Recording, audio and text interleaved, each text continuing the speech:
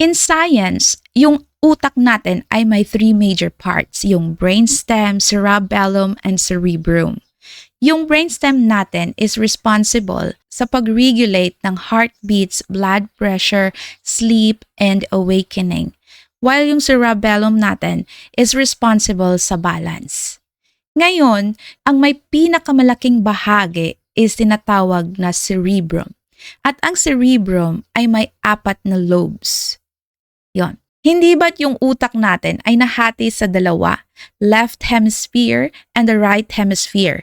Sa bawat hemisphere ng utak natin ay mayroong 4 na lobes. Merong frontal lobe, parietal lobe, occipital lobe, at temporal lobe. At itong 4 na lobes na to ay siyang gumagawa ng 4 na faculties na dapat nating pag-aralan na balansihin. And ang goal natin is dapat yung left and right hemisphere natin ay nagwo-work together. In science, yung bridge that allows both sides of the brain to work in balance is called the corpus callosum. So, ang pinag-aaralan natin ngayon is tinatawag nating whole brain integration. At ito ang mindset ni Jesus. Ito yung katotohanang matagal na itinago sa iyo at bihirang ituro sa mundo. Alamin natin kung paano siya mag-isip at kung paano nagtutulungan ang 4 na faculties ng kanyang utak. Ang 4 na lobes ng ating utak ay may kanya-kanyang function. Halimbawa, itong si occipital lobe. Siya yung may responsibility sa vision. Kaya nare-recognize mo ang mukha ng iyong kaibigan dahil sa tulong ni occipital. Kaya mong i-interpret yung colors, shapes, and movements dahil sa tulong ni occipital. Ngayon, si frontal lobe naman ang responsible sa judgment, sa problem solving, sa logical thinking, analytical thinking. So sa panahon na pinipili mong maging kalmado kaysa sa magalit, ang involved niyan ay si frontal lobe. Ngayon, si temporal lobe naman, including si hippocampus, ay siya namang responsible sa hearing, language comprehension, memory formation, and emotion processing. Halimbawa, kaya mong i-recognize yung boses ng iyong ina. Kaya mong mag-memorize ng 1,500 na formulas dahil sa tulong niyan ni temporal lobe. Ganito iproseso ni Jesus ang kanyang utak. Sa balanced thinking, ganito magtulungan ang 4 na faculties ng ating utak. Unang pairalin si perception. Bakit? Ang goal dito is you should take time to identify, recognize, notice, name each situation, emotions, and thoughts. Observe first kung ano talaga ang nangyayari sa sitwasyon without assuming and jumping into conclusions. Simply see the situation as it is, okay? Habang piniperceive mo yung actual situation, ang 3 faculties ay busy ng mag-analyze, mag-recall, at mag-judge sa kung anong dapat, tama, at pinaka-wise or most Christ-like thing na gagawin mo in that moment. Notice na ang 3 faculties na to ay kahit sino lang sa kanila ang mag-lead out. Depende sa sitwasyon kung sino ang gagamitin. Naka-loop lang silang 4, pero ang pinaka-ideal na gagawin sa lahat ng sitwasyon, sa lahat ng emosyon at thoughts, unang pairalin si perception. Kasi kailangan mo mag-gather muna ng information or ng actual situation bago mag-process. Then, pag nakagawa na yung utak mo ng pinaka-wise na desisyon, that's the time na kailangan mo nang isagawa ito. So, in balanced thinking, we are reflecting first before acting. Hindi tayo padalos-dalos. And kahit ano man yung hinaharap natin, hindi tayo nagre-react kaagad. We are reflecting first before acting. Try natin i-apply ito sa actual na situation, just like when someone raises their voice at you and insults you. Ganito siya ginagawa. Pinagtataasan ka na ng boses, marami ng masasamang salita na sinasabi sa iyo.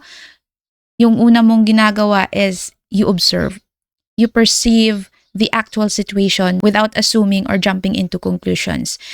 Ginagather mo yung actual na facts. Galit siya. Ang taas ng boses niya. Ang sasakit ng salitang binitawan niya. Ang dami ng tao. Ngayon, nasasaktan ako. Yan lang. Just name it. Just stick to the facts without assuming. Okay? While perceiving, gumagana na yung reasoning, judgment, and memory mo. You reason out, bakit siya galit? Meron bang misunderstanding? Ba't niya ako pinagtataasan ng boses? May mali ba akong nagawa? Bakit siya nagkaganyan? Parang okay pa naman siya kanina. Bakit ngayon ang taas na ng boses niya sa akin at ang sasakit na ng salitang binitawan niya? So reasoning helps you to see beyond the emotion. Now you tried to recall, nung nakaraan, ganito din siya. Kasi sobrang stress niya. Baka may problemang nangyari sa kanya kanina. So you're trying to understand him or her now, right? Now you judge, ano bang tamang gawin? Ano ba yung tamang i-respond ko sa kanya? Kasi tama ba itong ginagawa niya sa akin o hindi? Well, hindi yan tama kasi ang dami ng tao, nasa public ka. So ang pinakatamang gawin mo ay answer gently, sumagot ng mahinahon. Kasi sabi ng Bible, soft and gentle answers turn away anger. Oo nga no. So hindi bagay na sagutin siya ng insulto. Kasi nasasaktan na nga siya eh. Hindi niya na ma-manage yung kanyang emotion. So I am here to help her regulate that kind of emotion. Paano kung umatake yung high blood niya at pumutok yung ugat sa utak niya? Naku, kasalanan ko pa. So parang meron ka ng klarong gagawin. And that's to answer gently. That's the time na you act. After niya magsalita, sasabihin niya, bakit ba't hindi ka nagsasalita dyan? Ganon. So sasagot ka gently. Alam mo, nasaktan ako sa sinabi mo. Pero gusto kitang intindihin. Willing ako makinig sa'yo. Willing kong solusyonan ito. Maghihintay lang ako sa loob ng office. Kapag ready ka na, kapag kalmado ka na, nandyan lang ako. Nandyan lang ako, maghihintay sa'yo. So, in your answer, gentle ka, hindi ka bumitaw din ng masasamang salita sa kanya, talagang mawawala yung galit niya sa'yo. At yung isang pinaka-wise na sinabi mo sa kanya is, kapag kalmado ka na, nandyan lang ako, willing ako makinig sa'yo at pag-usapan natin to. Hindi mo sinarado yung pintuan sa kanya. Hinayaan mong bukas ito para sa kanya. So, binigyan mo siya ng opportunity na ma-regulate yung emosyon niya. Hinayaan mong bukas ang pinto para sa kanya. Paano kung lahat ng tao ganito mag-isip? Parang nasa langit na tayong lahat dito. Diba? Yan yung mindset ni Jesus. Why, despite na ininsulto siya, he remained composed. Dahil nga, na-regulate niya na yung isipan niya at lumalim yung pag-intindi niya sa taong galit sa kanya. Kasi beyond that emotion, there's a big picture behind. Ganyan mag-isip yung mga may balancing utak. Paano naman natin ito i-apply before and during exam? Well, mostly sa mga takers, bumababa yung confidence nila. Kasi hindi nila alam kung paano iproseso yung takot na nararamdaman nila. Halimbawa, ang puso mo ay kumakabog ng mabilis. Your heart beats faster. So instead of reacting to it, underestimating yourself at doubting yourself, you just notice it first. Perceive, observe, notice, and name it. Like, takot ako. So notice it, then paganahin mo yung reasoning, judgment, and memory mo. Reasoning, natatakot ako kasi paano kung hindi ko kaya? Natatakot ako sa sasabihin ng tao. Then your memory will try to recall, di ba? Sabi ng Bible, do not be anxious about tomorrow, but in every situation by prayer and petition, and with thanksgiving, present your request to God. Ang sino mang kinukulang ng kaalaman, humingi sa Panginoon dahil He gives it liberally according to His will.